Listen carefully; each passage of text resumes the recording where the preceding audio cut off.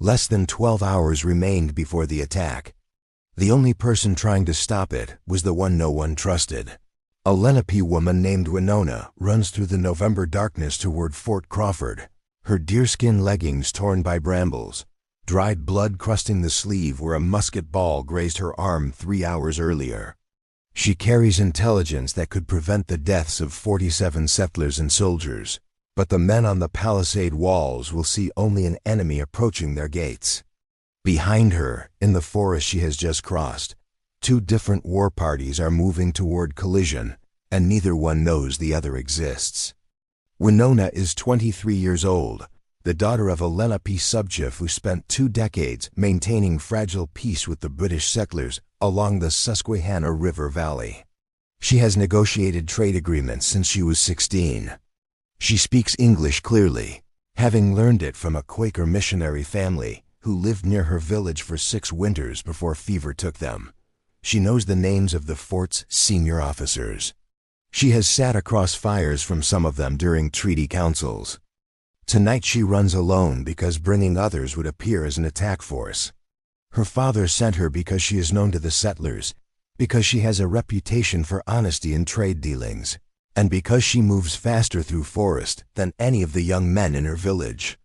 He gave her one instruction: reach the fort before dawn, or the mistake will become a massacre.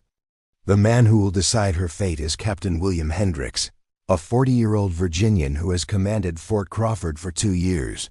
He is not cruel, but he is afraid. 3 farms were burned last month by a Shawnee raiding party from the west. The Colonial Assembly is demanding results. His supply train is 2 weeks overdue. He has 73 men, 22 women, and 14 children inside wooden walls that would not withstand a determined assault. He makes decisions based on keeping those people alive, not on trust. The third person who matters is Samuel Gray, a 60-year-old scout who has lived on the frontier since he was a teenager. He speaks passable Lenape and Shawnee. He has traded with Winona's father. He is also the only man in the fort who might believe her, and he is currently bedridden with a broken leg suffered when his horse stumbled in a groundhog hole 5 days ago. Fort Crawford sits on a limestone bluff above the Susquehanna, positioned to guard the river crossing and the trade road that connects 3 settlements. The fort is not impressive. The walls are split logs 12 feet high, sharpened at the top, planted deep in rocky soil. 4 corner blockhouses provide overlapping fields of fire. Inside the walls are a barracks, a powder magazine, a well, a blacksmith shop, and a dozen family cabins. The settlers grow corn and squash in fields below the bluff. They trade furs, grain, and iron tools for salt, sugar, gunpowder, and cloth. The economy depends on peace with the Lenape villages upstream, and that peace has held for 19 years through careful diplomacy and mutual advantage. But the situation is deteriorating.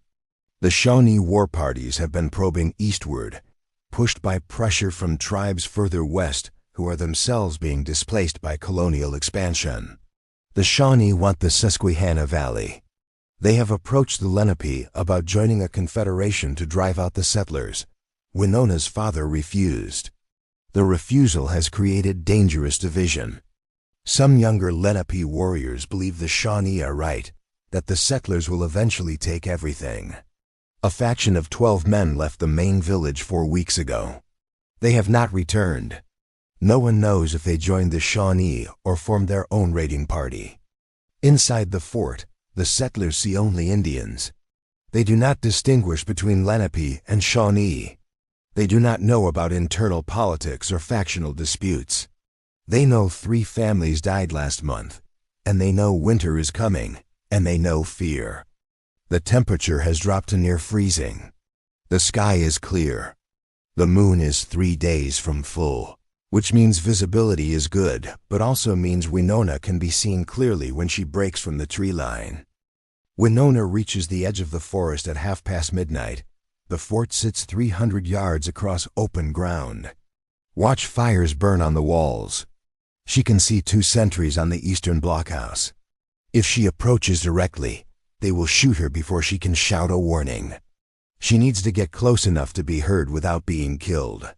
She circles north, staying in the tree line, until she finds a ravine that runs toward the fort. The ravine is shallow, barely 4 feet deep, but it provides some concealment. She crawls through freezing mud and dead leaves. Her wounded arm throbs. She has not eaten since noon yesterday.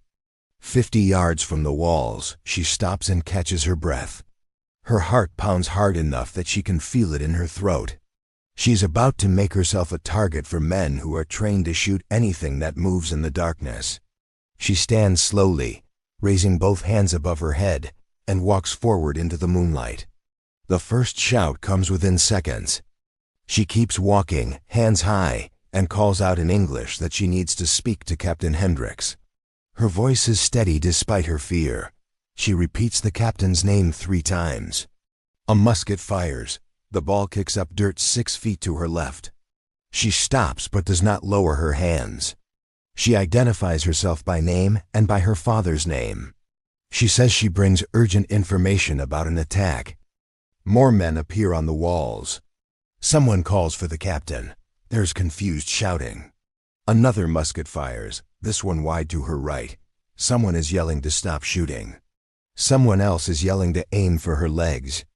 Captain Hendricks appears on the parapet. He is a lean man with graying hair pulled back in a queue. He carries a pistol.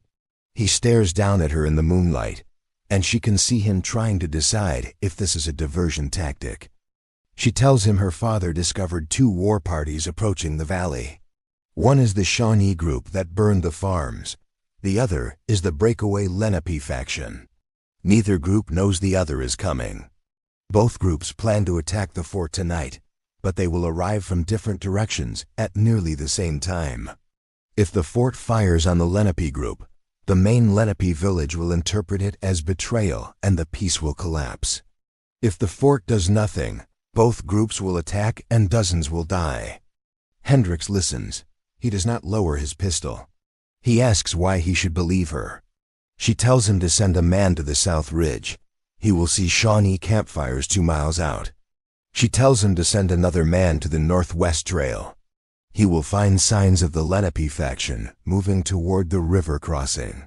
Hendricks considers this. He asks why the Lenape faction would attack if they are his allies.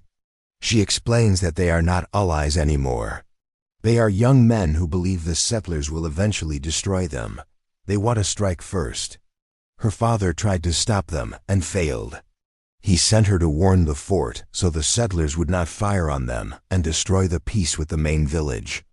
Hendricks asks why her father cares about peace if his own warriors are attacking.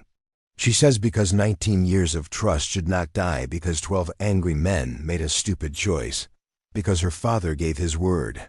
Because war will kill people on both sides who have done nothing to deserve it. The captain does not answer immediately. He looks at the men on the walls. He looks back at Winona, still standing with her hands raised, blood on her sleeve, mud on her legs, shivering in the cold.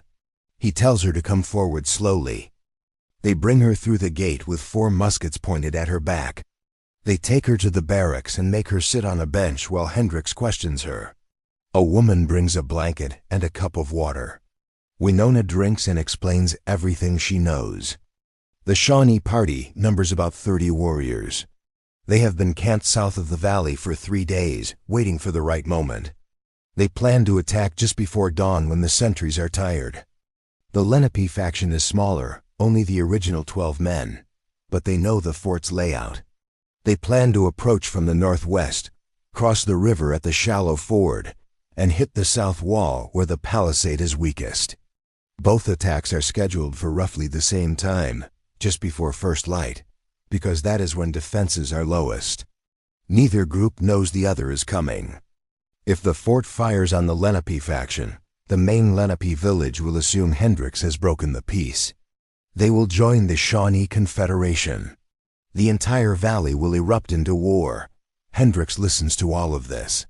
Then he asks the question Winona has been dreading. How does she know the timing is accurate? She hesitates. Then she tells him the truth. Her younger brother is one of the 12. The silence in the room is heavy. Hendricks asks why he should believe anything she says if her own brother is attacking his fort. She meets his eyes and says, because she came here instead of staying with her family. Because she is risking her life to prevent a mistake that will get her brother killed. Because she is asking Hendricks not to shoot the Lenape faction when they approach, but to capture them instead and to send them back to her father for judgment. She says if Hendricks kills those 12 men, he will start a war. If he captures them and returns them, he will strengthen the peace. Hendricks stands and walks to the window. He looks out at the darkness. One of his sergeants suggests that this could be a diversion, that Winona is a decoy to make them focus on the wrong threat.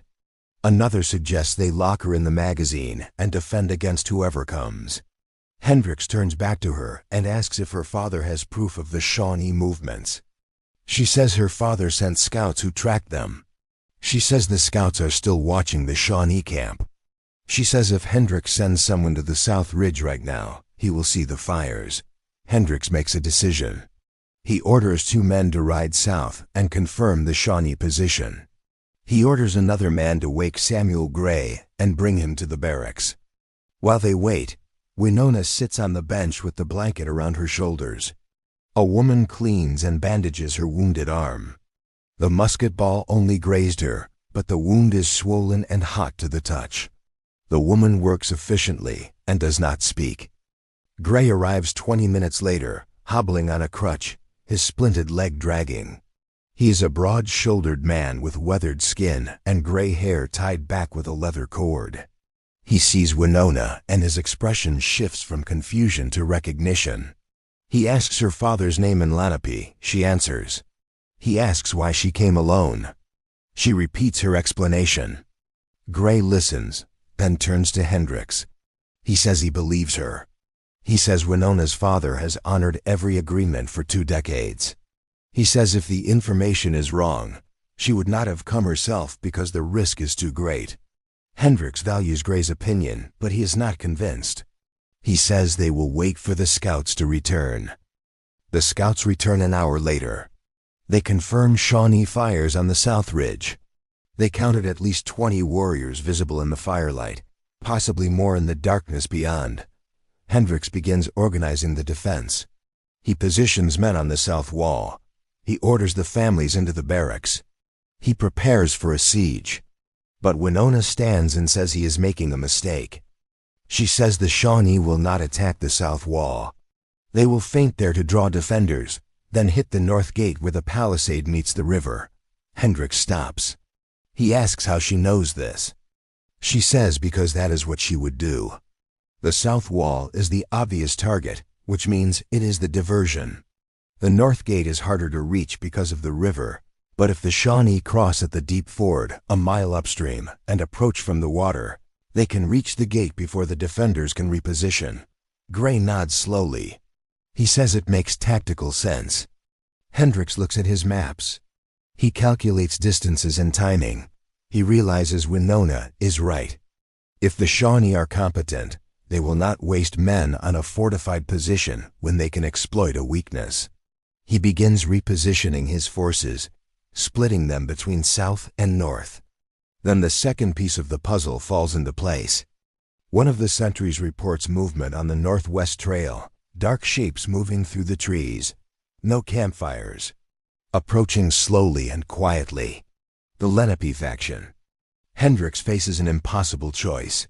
He has 73 men total.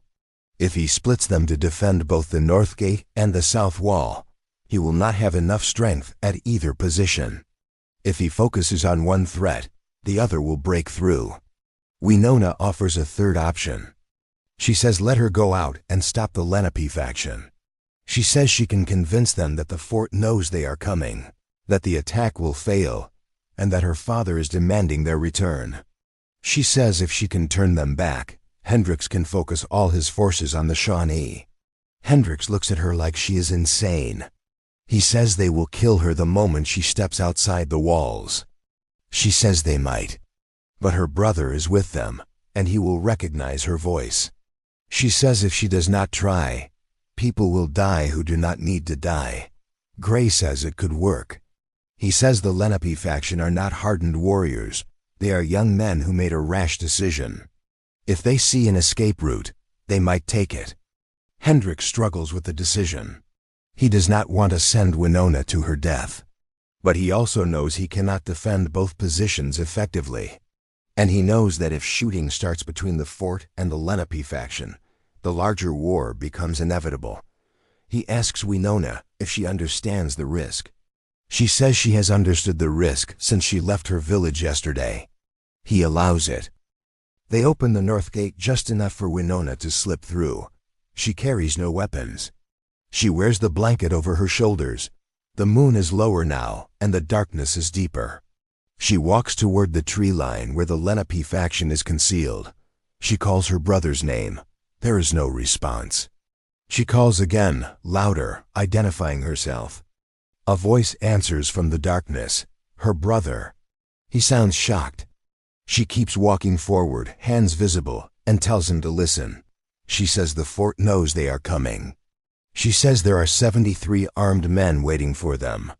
She says this attack will fail, and even if it succeeds, it will destroy their people. Her brother steps into the moonlight. He is 19 tall and lean, carrying a Pennsylvania rifle he traded for 2 years ago.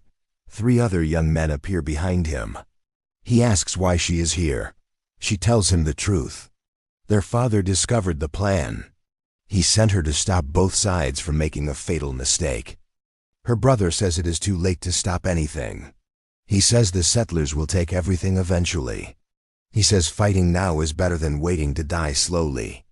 She tells him he is wrong. She says their father has kept the peace for 19 years, and that peace has allowed their people to survive when other tribes have been destroyed. She says throwing that away for pride is not courage, it is waste. One of the other young men raises his rifle. Winona does not move. Her brother puts his hand on the rifle barrel and pushes it down. There is a long silence. Then her brother asks what happens if they go back. She says their father will judge them. She says there will be consequences. But they will be alive and the peace will hold, and their people will have a future. Behind her, in the darkness beyond the fort, there's a sudden burst of musket fire. The Shawnee attack has begun. The sound changes everything. The Lenape faction can hear the battle starting. They can hear men shouting, muskets firing, the chaos of combat. Her brother looks at her and says this is their chance. The fort will be focused on the Shawnee. They can hit the north gate now while it is undefended. Winona tells him the gate is not undefended. She says Captain Hendricks anticipated both attacks. She says if they attack now, they will die for nothing, and the peace will die with them. The musket fire intensifies. The Shawnee have reached the north gate. The plan Winona predicted is unfolding exactly as she described. Her brother hears the battle and realizes the fort was prepared. He realizes someone gave them intelligence. He looks at his sister and understands what she did. He asks if she betrayed them. She says she saved them. She says there is a difference between betrayal and preventing murder. The other young men are arguing among themselves. Some want to attack while the fort is engaged. Some want to retreat. The situation is fracturing. Winona tells her brother to decide now. Lead his men back to their father, or lead them into a battle they cannot win. Another voice cuts through the argument. It is Gray, standing at the north gate with a crutch under one arm and a pistol in the other hand. He is not pointing the pistol at anyone, but the threat is clear. He tells the Lenape faction in their own language that the gate is defended. He says Captain Hendricks is offering them safe passage to return home if they leave now. He says if they attack, the offer is void. The battle at the north gate is growing more intense. The Shawnee are attempting to set fire to the gate using torches. The defenders are pouring water and firing through loopholes in the palisade. Winona's brother looks at the fort, at Gray, at his sister, at his companions. He lowers his rifle. He tells the others they are leaving. 2 of the young men follow immediately. The others hesitate, but eventually they follow as well. Winona's brother looks at her one more time. He does not thank her. He does not apologize. He simply turns and walks back into the forest. Winona watches them disappear, then turns and walks back to the fort. The Shawnee attack lasts 40 minutes. They fail to breach the gate. They lose 7 warriors to musket fire and abandon the assault when it becomes clear they cannot succeed. The fort loses 2 men killed and 5 wounded. When dawn comes, the threat is over. Hendricks finds Winona sitting on the barrack steps, exhausted and shaking from adrenaline and cold. He sits down beside her and tells her she saved lives tonight. He says he will send a report to the Colonial Assembly explaining what happened. He says he will recommend renewed trade agreements with her father's village. She asks if he will tell the Assembly about the Lenape faction. He says no. He says as far as the official record shows, the fort was attacked by Shawnee raiders and successfully defended. He says the Lenape alliance held firm. She thanks him. He says she should thank herself. He says she crossed enemy lines with information no one wanted to believe, and she stood her ground until they listened. 3 days later, Winona returns to her village. Her father meets her at the edge of the settlement. He does not ask what happened. He already knows from the scouts he sent to watch the fort. He tells her that her brother and the other young men have been stripped of their weapons and assigned to work the winter fields as punishment. He says they will not be allowed to participate in councils for 2 years. He says it is a light punishment considering they nearly started a war, but it is enough to demonstrate consequences. Winona asks if her brother is angry with her. Her father says yes, but he's alive to be angry, and that is what matters. The peace holds through the winter. The trade agreements are renewed in spring. The fort continues to stand on the bluff above the Susquehanna, and the Lenape village continues to prosper upstream, and the fragile balance of trust and mutual interest continues for another 7 years until larger forces beyond anyone's control bring the colonial wars that will reshape the frontier forever. But on that night in November, a young woman prevented a preventable tragedy by refusing to let fear and mistrust make decisions for her. She proved that courage is not the absence of fear, but the willingness to act despite it. She demonstrated that listening is harder than fighting, but infinitely more valuable. And she crossed enemy lines with a warning no one believed until she made them believe it.